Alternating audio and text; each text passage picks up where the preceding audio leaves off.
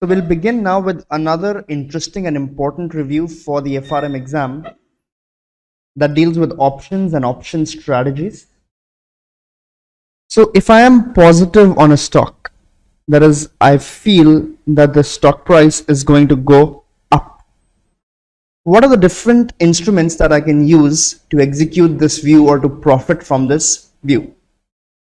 First option is to go and simply buy the stock or long the stock in the spot market, so that when the stock goes up, the long position will gain. Another instrument that we could use that we studied in the previous session is called a forward. So the long party in a forward contract, as we studied, will gain if the stock price goes up. The short party will lose as the stock price goes up. With both these instruments, the only problem is that what if my view goes wrong? What if the stock actually falls? So with both these instruments, what if my view goes wrong? I will have to suffer a loss, because if the stock falls, then whether I long the stock or whether I long a forward, in both cases there will be a loss, because a forward is also a right as well as an obligation. So I have the right to buy, and I will have to buy at that price, and I will sell at a lower price if the stock price goes down. Now, if I want to limit my downside or not have this downside, then I can execute my view of a positive stock by buying an option, or more specifically by buying a call option, which is a right but not the obligation to buy.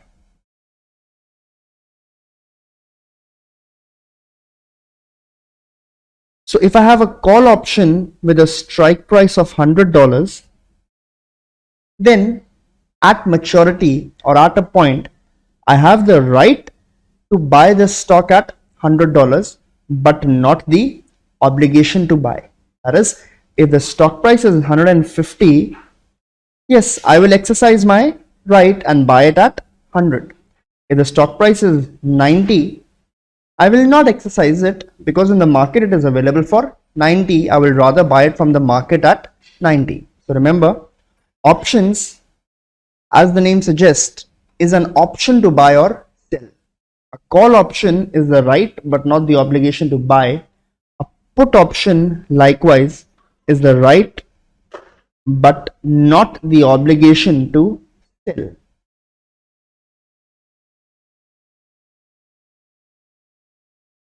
The person who owns the right or who has the right is referred to as the buyer,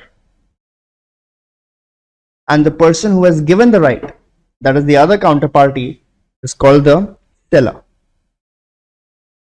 Please note that in this transaction, the seller only has downside, because if the stock price is low, the buyer won't exercise his option. If the stock price is high, the buyer will exercise. So the buyer in this contract only has an upside, and the seller in this contract only has downside.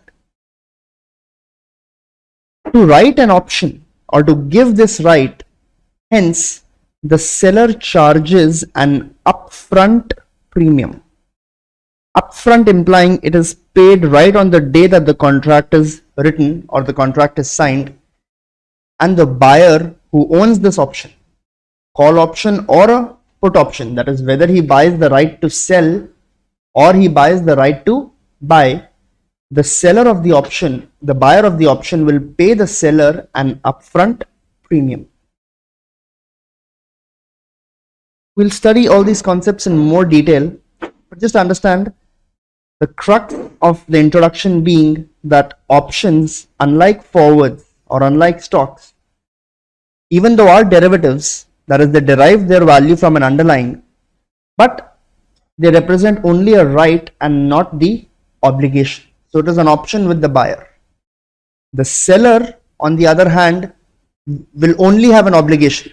The seller has no rights. He only has obligation to do whatever the buyer is doing, or to take the opposite side of whatever the buyer is doing. So if the buyer chooses to exercise his call option, that is, he chooses to buy, the seller will have to sell. In a put option, if the buyer of the option or the holder of the option chooses to sell the stock at $100, the seller will have no option but to buy.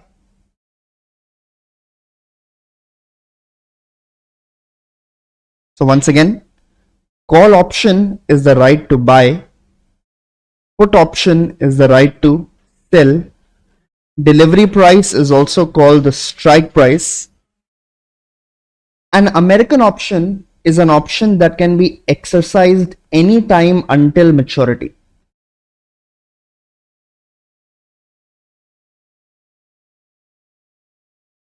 A European option can only be exercised at maturity. We will use capital K to represent the exercise price.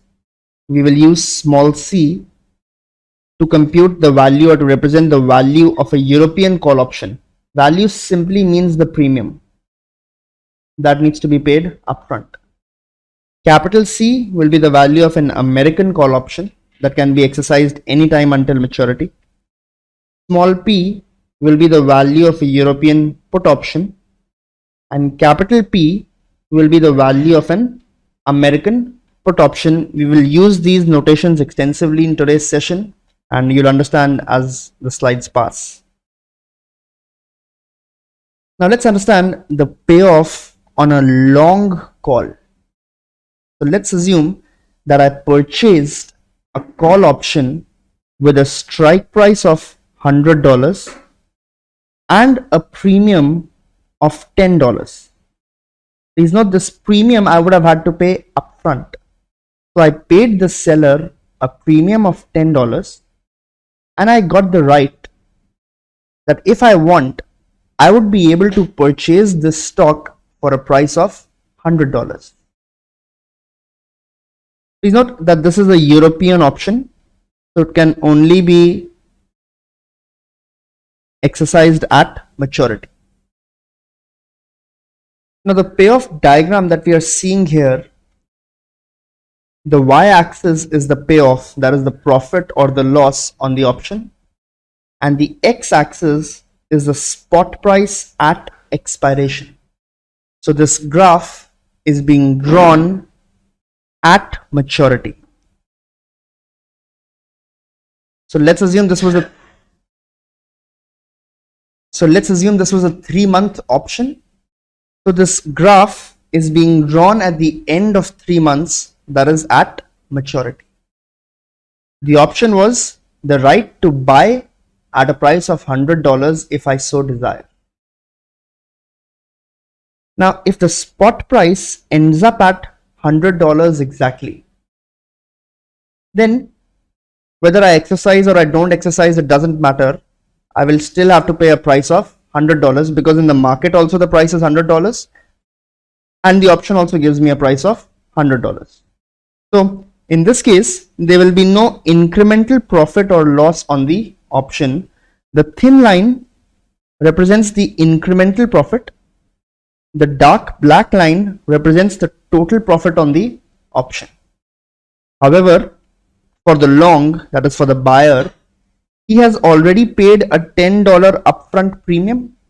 So his total loss would be minus $10. If the stock price ends at $80, that is at maturity, let's assume 3 months was the maturity. So 3 months later, the stock actually ends at a value of $80. Now, would the buyer exercise his option? If he exercises, he will have to pay $100 to buy. If he doesn't exercise, from the market he can buy at $80. He will not exercise, he will rather buy it from the market at $80. Hence again, the option expires worthless, or the buyer will lose his premium of $10 that has been paid upfront.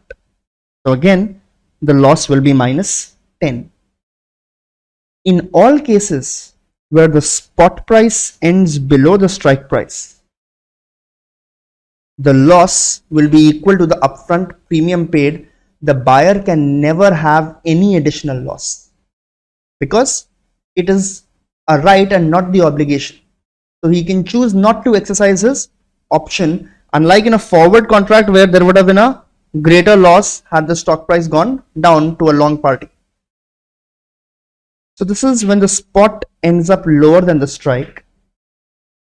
If the spot ends up greater than the strike, so let's say the spot ends at $120.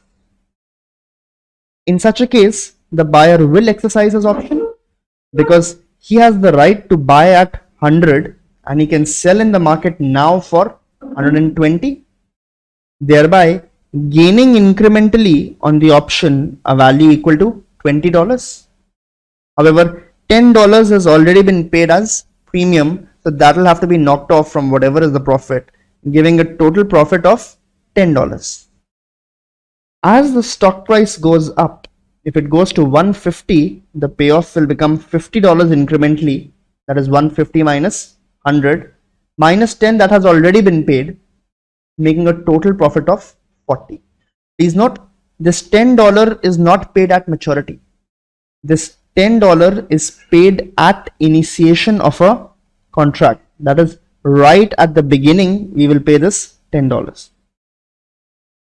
So we can write that the value of a call option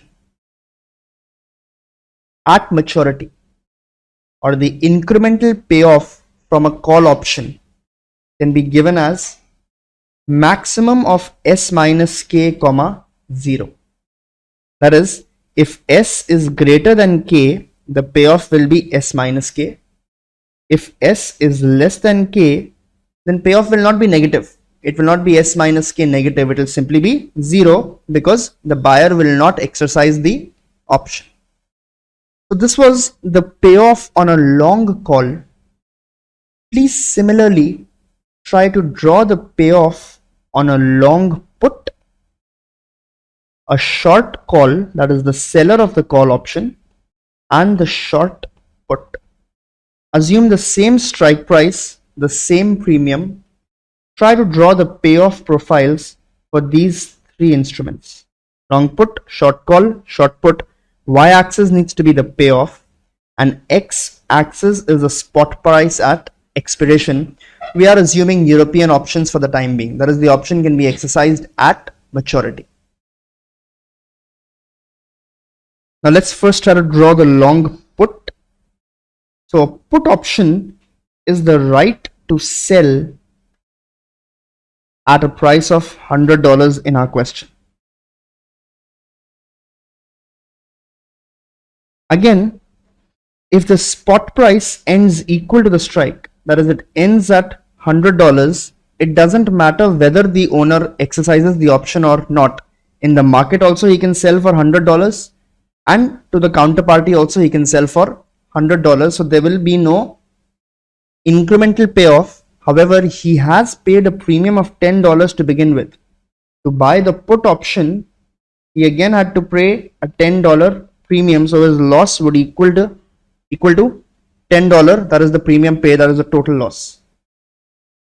Now for a put option, if the spot ends up greater than the strike, that is, the spot price ends at $120, wherein the strike price is $100, would the buyer exercise the option? Would he sell at $100 to the counterparty, or would he sell at $120 in the market? He would rather sell in the market. So if the spot ends up anywhere greater than the strike, then the buyer will not exercise the option. He will rather sell in the market. So at any point greater than the strike price, the buyer will forfeit the option, or he will let it expire worthless. His total loss will simply be the premium paid on the option. So $10 will be his total loss in case the spot ends up greater than the strike, because he will not exercise the option. If the spot ends up below the strike, let's say the spot ends at $80. So in the market, the owner will be able to sell the asset for $80. However, because he has a contract which gives him the right to sell at 100, will he exercise his right? So he will exercise the right and sell it at $100, thereby making a profit of $20. That is to say, he can buy at 80 from the market and sell at 100. So the profit at 80 would be an incremental value of $20. However, he has paid $10 premium upfront. The total profit would be 20 minus 10, that is $10. Similarly, at $90, would he exercise the option? Yes, he will exercise because he has the right to sell at 100 and he can buy from the market at 90. So he'll buy at 90, sell at 100, making an incremental profit of $10. However, $10 is also the premium that he has paid, so his total profit will be 0. So the red line is the payoff on a long put. That is the total payoff. The dark line or the dark black line was the payoff on the long call. Similarly, let's try to plot the payoff on the short call. So the short call is the writer of the option. So he is the counterparty who has given the option to the long. Now he has to take the other side of the trade, whatever the long chooses. If the spot is lesser than the strike in a call option, will the buyer exercise the option? So please, we are coming back to a call option now. This was the payoff on a long call. It is the right to buy. He will exercise it only if the spot is greater than the strike. Otherwise, he'll buy from the market. If the spot is lesser than the strike, that is if the ending price is lesser than $100, then will the buyer exercise the option? He will not, or the seller of the option will simply enjoy his $10 premium. Till the time the spot is less than the strike, the seller will enjoy his premium. As the spot starts moving above the strike, the buyer starts coming in the money. Remember, seller never comes in the money. It is only the buyer who can incrementally make profit. The buyer's downside is limited to the premium. Similarly, the seller's upside is limited to the premium. As the spot moves above the strike, let's say the spot becomes 110. The buyer will buy at 110 and sell in the market at, the buyer will buy at 100 from the counterparty or the seller and sell in the market for 110, or the seller will have to buy at 110 and sell it to the buyer of the option at 100. So he has the obligation to sell at 100, because if he buys at 100, the buyer, somebody has to sell him. The seller will sell at 100 and actual price is 110. So he is buying at 110 and selling at 100, thereby making a loss of $10. However, he also received a $10 premium, so his total loss will be 0. Similarly, at 120, his total loss will be $10. The buyer's total profit was $10. At 130, so on and so forth. Please note that the long call and the short call will have payoffs that are mirror images of one another along the x-axis. Derivatives, remember, are a zero-sum game. So one counterparty's profit is exactly equal to another counterparty's loss. That will be the case with the long call and the short call. Finally, let's try to draw the payoff of the short put. So the red line was the payoff on the long put.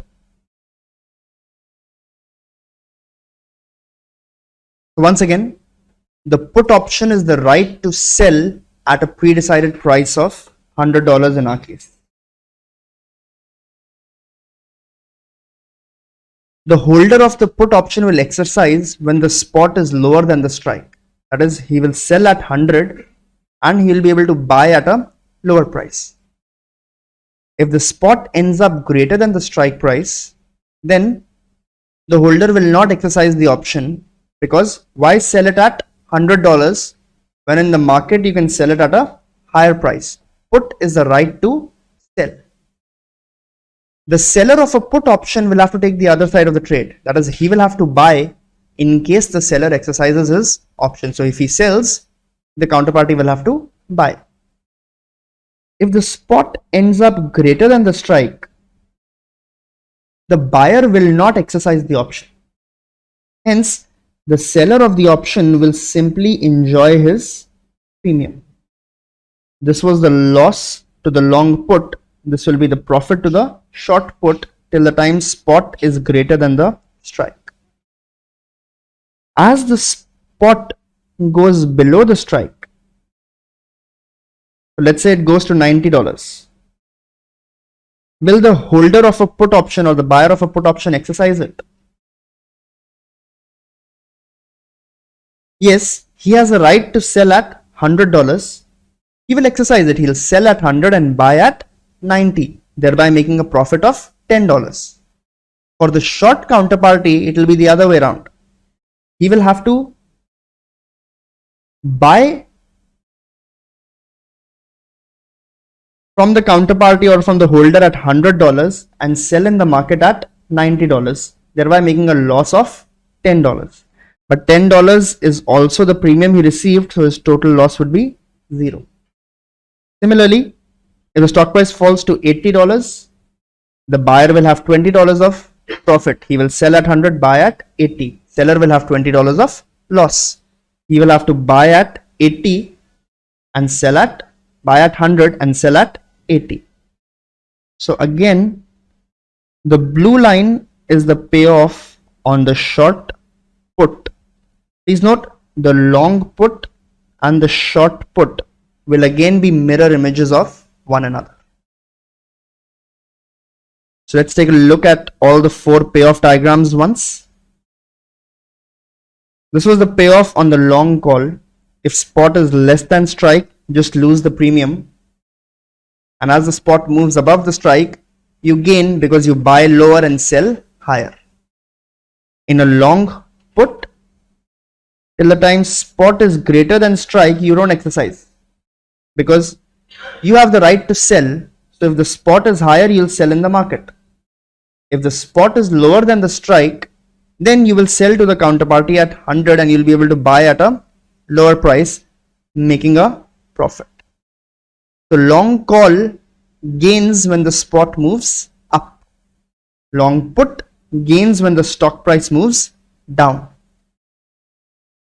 The payoff to the short call and short put would be exactly mirror images. Till the time the option is out of the money, we'll explain it in more detail, but till the time this buyer doesn't exercise, the seller will realize his premium. As the buyer exercises the option, the seller will start losing to the extent that the buyer gains. Similarly, for the short put, to the extent that the buyer does not exercise the option, you would enjoy your premium.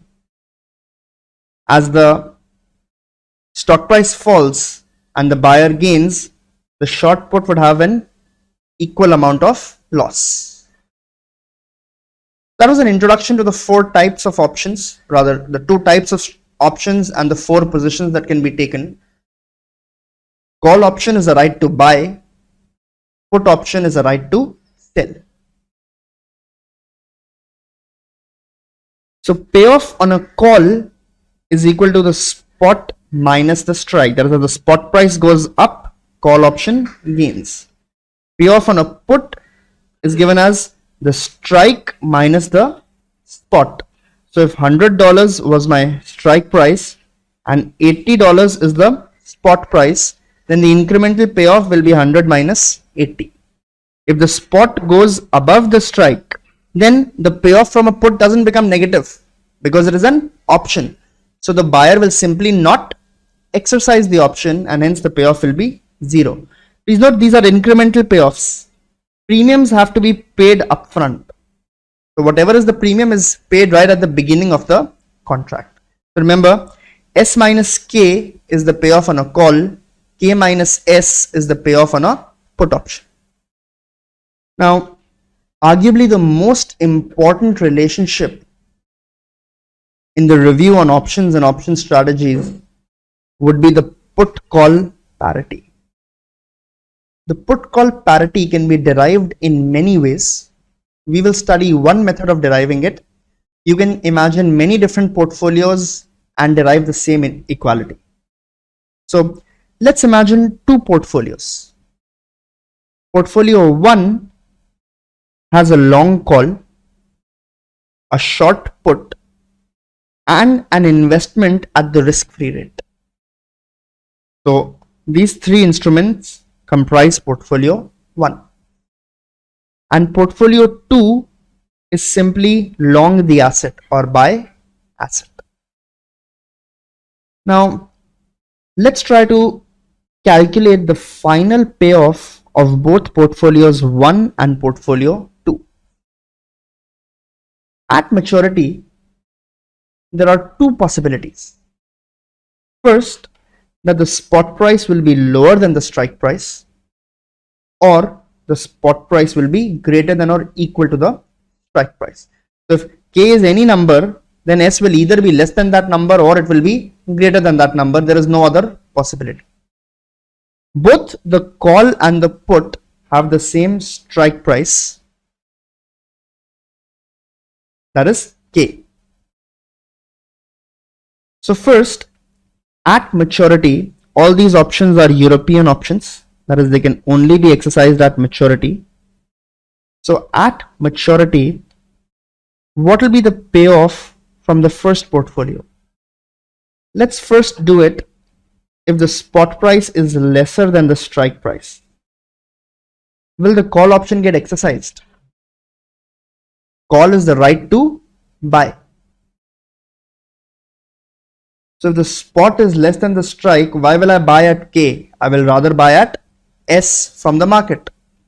So the payoff on the long call is 0. We also had a short put. Please note, the short has no rights. Rights are with the buyer of the option. So if S is less than K, will the buyer of the option exercise the put option? Yes, he will sell at K. Put is the right to sell. He will sell at K and buy at S. So K minus S will be the profit to the buyer of the option. To the seller, there will be an equal amount of loss. We are talking about incremental payoff only. He would have received some premium, but that is upfront. Incrementally, he can only have a loss. His incremental loss would be minus K minus S. Assuming we invested K e raised to power minus RT at the risk-free rate, where R is the risk-free rate of interest, how much would this become at maturity or after a time T? It would be K e raised to power minus RT multiplied by e raised to power RT, this amount multiplied by e raised to power RT, or it will simply become K. If you invest so much money, then after a time T, it would become K e raised to power RT, or if you invest K e raised to power minus RT, it will become K. So if the spot ends up below the strike, then the total payoff from the first portfolio will be 0 minus K minus S plus K, that will simply be equal to ST. If I sum these three values up, please note, we will explain later as to why we are doing this and you'll understand very soon. Just for now, try to understand that this is a portfolio that has been created and try to compute the final payoff of this portfolio. If the spot ends up greater than or equal to the strike, then again there are three instruments. Let's see the payoff on each of the instruments and sum it up. On the first instrument, that is long call, what will my payoff be? Will the call option be exercised? Because the spot is greater than the strike, so I will buy at K and sell it at S. So S minus K will be the payoff on the long call. Will the put option be exercised? Will I sell it at K or will I sell it at S if S is greater than K? I will rather sell at S, so the buyer of a put option will not exercise the option. The incremental payoff on the put option will be equal to 0. If I've invested K e raised to power minus RT in a bank, then that money will simply become K at maturity, or the total payoff if the spot price is greater than the strike price also comes out to be S minus K plus K, that is equal to S. S is the spot price at maturity.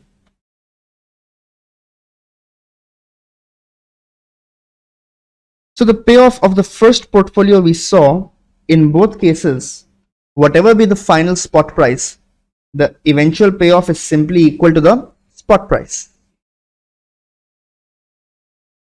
In portfolio 2, we purchased the asset today. So if we purchase the asset today, what will be the value at maturity? It is whatever is the spot price at maturity or whatever is the price of the asset at maturity. So what we are arguing now is that both these portfolios have the exact same payoff. That is, both give us the exact same value at maturity. If they give us the exact same value at maturity under all circumstances, whatever be the S, under all circumstances the payoffs from both these portfolios is equal to ST, that is the spot price at maturity, then what should be the price of constructing these portfolios at t equal to 0? It should be the same. Otherwise, there will be an arbitrage opportunity. Whatever is cheaper you can buy and whatever is expensive you can sell and make free money, because both are giving the same payoff at maturity. So by the no arbitrage principle, the price of both these portfolios must be the same to begin with. Now cash outflows from our portfolio are denoted negative. Cash inflows into our portfolio are denoted positive. To buy a call option, will I pay the premium or will I receive a premium? So I will pay minus C, that is the premium on the call. If I sell a put option, will I receive the premium or pay the premium? So I will receive P, that is denoted as plus P.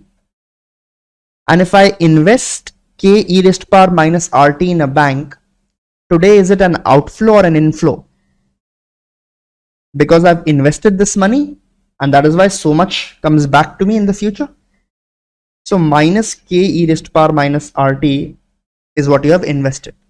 So the total cost of making portfolio 1 is minus C plus P minus K e raised to power minus RT. The cost of making the second portfolio is simply the spot price of the asset today. If I buy the asset or I buy the stock, then whatever is the price today is what I will have to pay. And at maturity, the value will be whatever is the spot price at maturity. So portfolio 1 should have the same cost as portfolio 2, and the cost of portfolio 2 is S. Hence these two must be the same. If we rearrange this equation, that is, I bring S to the left and C and P I take to the right, this can be written as C minus P will be equal to S minus K e raised to power minus RT, arguably the most important relationship called the put-call parity. Relates the premium of a call option to the premium of a put option, works only for European options. That is, these options could only be exercised at maturity. In other words, we can say that a long position in an asset, portfolio 2, is simply a long position in an asset that is equivalent to a long position in a European call option with a short position in an otherwise identical put combined with a risk-free investment or a risk-free position. It has far-reaching implications, this formula. You don't need to remember the proof. This is one way of proving it. There are many other ways. Different books give different ways of proving the put call parity. You have to remember the put call parity. That is C minus P is equal to S minus K e raised to power minus RT. C is the premium of a call option. P is the premium of a European put option with the same strike price and same maturity. S is the current spot price. That is the spot price today. K is the strike price of the calls and puts. E raised to power minus RT, where R is the risk-free rate and T is the time to maturity of the options. Please note that if the asset was a dividend paying asset with a continuously compounded dividend yield of R star, then in all formulae replace S by S e raised to power minus R star T, or if it's a discrete dividend, replace S by S minus the present value of the dividend. We studied that in the review on forwards and futures. We proved it. Please remember that in all formulae and derivatives, if the stock is a dividend paying stock, replace S by S e raised to power minus R star T, or if it is a discrete dividend, replace S by S minus the present value of the dividend. R star here is the continuously compounded dividend yield. R is the continuously compounded risk-free rate. So let's do an example.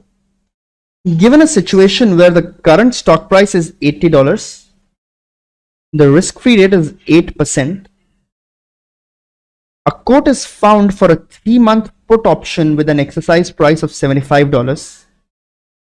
The put price is $5, but due to insignificant trading in the call options, there was not a listed quote for the 3-month $75 call.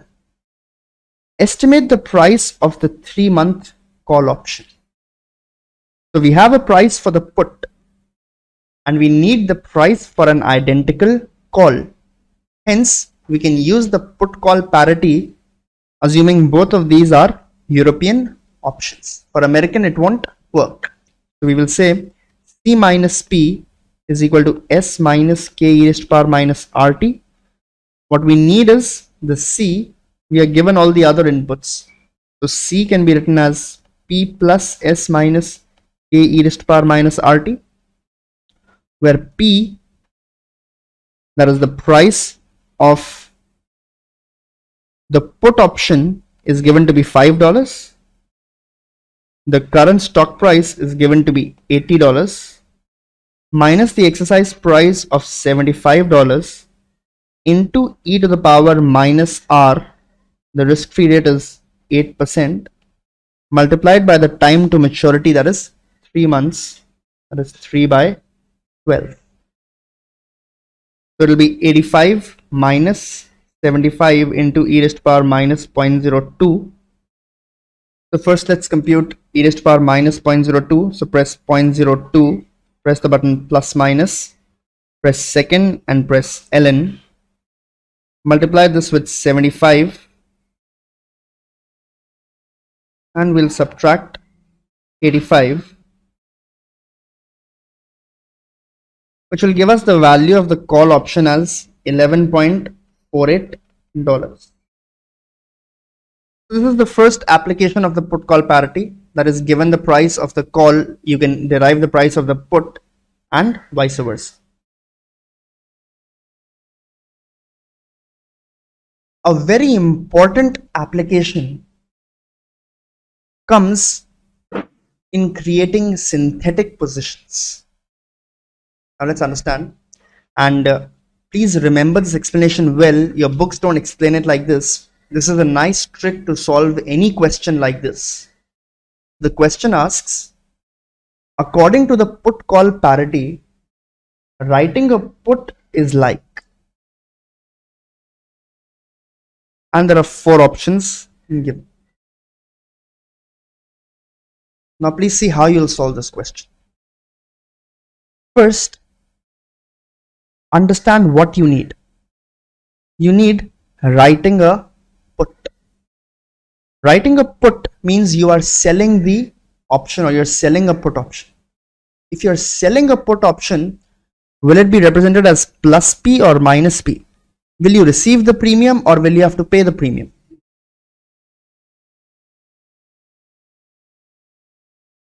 We will receive the premium, hence it will be written as plus P.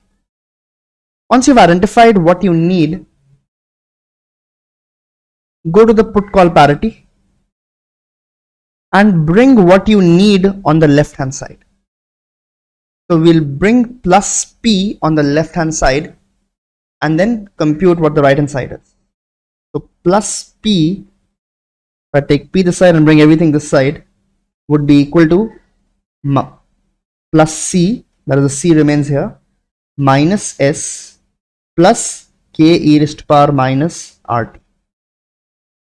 You need writing a put. So writing a put is plus P. Now we will write all the remaining in statement form. Plus C means writing a call, not buying a call, because buying a call would be minus C, you'll have to pay the premium. Writing a call would get you plus C. Minus S would mean buying the stock, because if you buy stock you'll have to pay S. Plus S would be shorting the stock, so it will be buying stock. Plus K raised to power minus RT means you are borrowing at the risk-free rate. That is why there is a cash inflow into your portfolio. So writing a call, rather writing a put, is like writing a call, buying stock and borrowing at the risk-free rate. Writing a call, buying stock and borrowing. Option B. Any question of this format you will solve like this.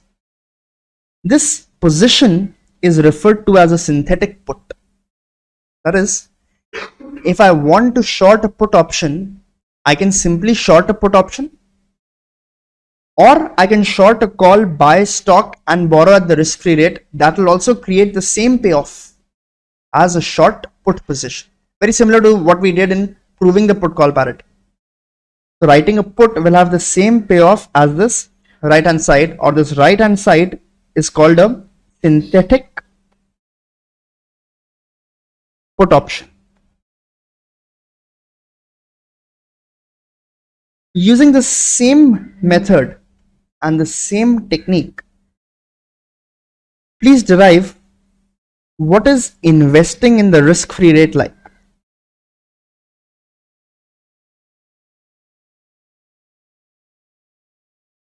Using the put call parity, please derive what is investing at the risk-free rate like.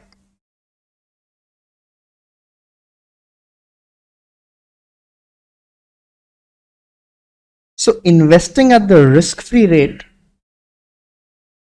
would be plus K raised to power minus RT or minus K raised to power minus RT. If we invest, it will be a cash outflow, so it will be represented as minus K raised to power minus RT. So then we just need to go to the put call parity and see what minus K raised to power minus RT looks like. So let's keep minus K raised to power minus RT on one side. This will be plus C minus P minus S. So plus C is nothing but writing a call or selling a call option. That's when you will receive the premium. Minus P is like buying a put option because you're paying the premium, and minus S is like buying the stock. So it's a very interesting synthetic position. What you have done is that you've created a risk-free payoff. The payoff on the right hand side will be exactly the same as the payoff on the left. So if you want to create a risk-free position, and let's say you're not allowed to invest in the Indian bond markets. Let's say you're a foreign investor who wants to enjoy the high interest rate in India, but government doesn't allow easy access to foreigners in the bond market. However, equity markets are open and derivatives markets are open to foreigners. You can create a synthetic risk-free position by writing a call, buying a put, and buying the stock. If you write a call, the payoff will be, or it will be written as plus C minus P minus S. So by only being in the equity markets, you have created the same payoff profile as the risk-free rate. So you will apply the exact same method to calculate any synthetic position. So if the question asked long call, short call, long put, buying stock, investing in the stock, you just have to rearrange these terms and figure out what is it going to be. The next question is similar to the put call parity that we studied. So a European call option price is given, strike price is given, underlying stock price is given, risk-free rate is given, the dividend yield is given. What is the number closest to the market price of a 2-year European put struck at the same strike price? We will again apply the put call parity and compute the value of the put option now. So C minus P is equal to S e raised to power minus R star T minus K e raised to power minus RT, where R star is the continuously compounded dividend yield that is given to be 2%. R is the risk-free rate given to be 5%. So once again, all other values are known. C is 50 minus P is equal to 100 e raised to power minus 0.02 into 2 minus K, that is 140, into e raised to power minus 0.05 into 2. So please solve this question and please verify that the price of the put option will come out to be approximately $81.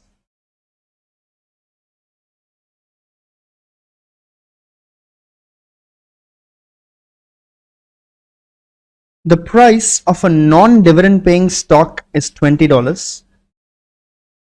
A 6-month European call option with a strike price of 18 sells for $4.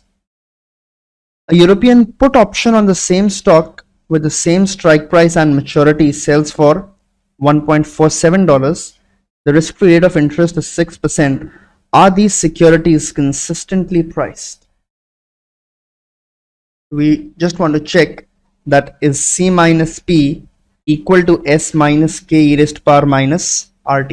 If it is, they are consistently priced. If not, then they are not consistently priced. That is, let's compute the call option in the synthetic manner and let's verify what the actual price of the call is. If it is the same, that means they are consistently priced. Otherwise, there is an arbitrage opportunity. So the price of the put option is given to be how much? $4. The stock price is given to be $20. The strike price is given to be $18 into e raised to power minus 0.06 into T is, please note the rate is always in years, so T also has to be in years. 6 months will be 6 by 12, that is 0.5. So please compute the value of the call option. The price of the put is given to be 1.47. So the price of the call comes out to be equal to $4, more or less. That means the options are consistently priced according to the put call parity, or there is no arbitrage opportunity in this situation. Now let's change the question a little bit and let's make the price of the call option as $6. Everything else remains the same and the price of the call option now has become $6 in the market.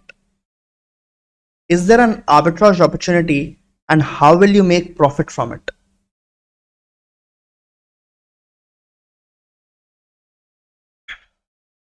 So in the market, the call is worth $6, and synthetically, the price of the call comes out to be $4. To exploit the arbitrage, buy cheap and sell expensive, what we will simply do is that we will buy a call option and we will sell a call option so that there is no risk. We have it and we have sold it. But we'll buy the call where? In the market or in a synthetic manner? Synthetic. And we will sell a call in the market. When we buy the call, we will have to pay $4, and when we sell the call, we will receive $6 because that's what the observed market price is. So on one call, we will earn $2 of free profit. On 1,000,000 calls, we will earn $2 million of free profit. Buying a synthetic call is very simple. It simply means take the opposite of this position. Buying a call is minus C. So minus C can be calculated as minus P minus S plus K e raised to power minus RT. So take these positions, your effective payout would be $4 and it will be the same as a call option. When you sell the call in the market, you will receive $6.